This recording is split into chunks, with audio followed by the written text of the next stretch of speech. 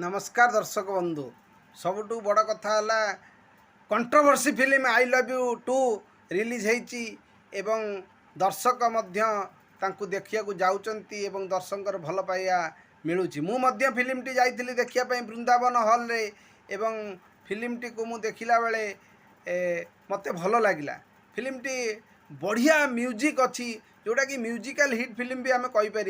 film केते दूर I love you 1 सहित केबे कंपेयर करिवो नहीं कारण आई लव यू 1 होची गोटे माइलस्टोन तीए ये करिपर न करिपर एटा अलग कथा किंतु आमे ओडिया हिसाब रे फिल्म को समर्थन दबा कारण ये कॉपी फिल्म नुहे ये फिल्म टी नुआ फिल्म आ सबुठु भल कथा है बहुत बढ़िया शूटिंग होती एवं गीतर लोकेशन भल अच्छी स्टोरीटा बहुत बढ़िया यूनिक स्टोरी एवं फिल्म टी बहुत भल होती आउ सबुठु दुखर कथा होची मनोज भाई जे कि आसी लाइव कहउचंती जे टुटू तो फिल्मटा मु देखिया को जाउची आउ एमती करंतुनु भाई कारण आपण होचंती जने भल सफल अभिनेता आपण आपण एटा शोभा पाए ना सी आपण को कहले बोली आपण फिल्म माइंड गेम को सी अवश्य खराब कही प्रथमे भल कही खराब कही किंतु आपण यदि से कह तांकर आपण भितर कौन फरक रहे आम प्रथम कथा आम ओडिया लोक ओडिया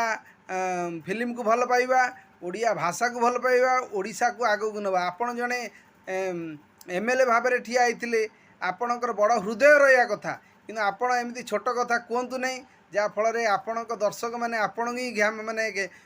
भल पाइबे नहीं क्षमा करेंगे नहीं टुटू नायक बहुत बड़ बड़ कथा कदिया कह मु बसंत नायकर पुओ अरे बसंत नायकर पुओ हेले बोली कौन है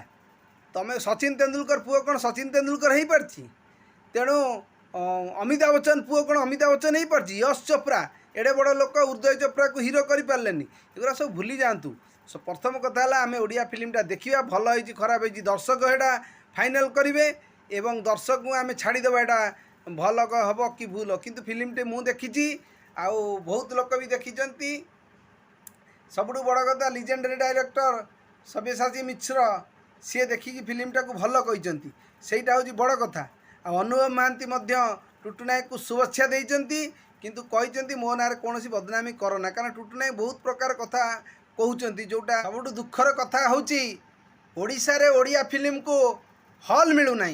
किंतु तमिल फिल्म गोट को सबू हॉल दि जाऊँगी यह बहुत दुखर कथा मु सबू ओडिया हॉल मालिक मान को अनुरोध करी ए वीडियो माध्यम रे जे आई लव यू 2 को गोटे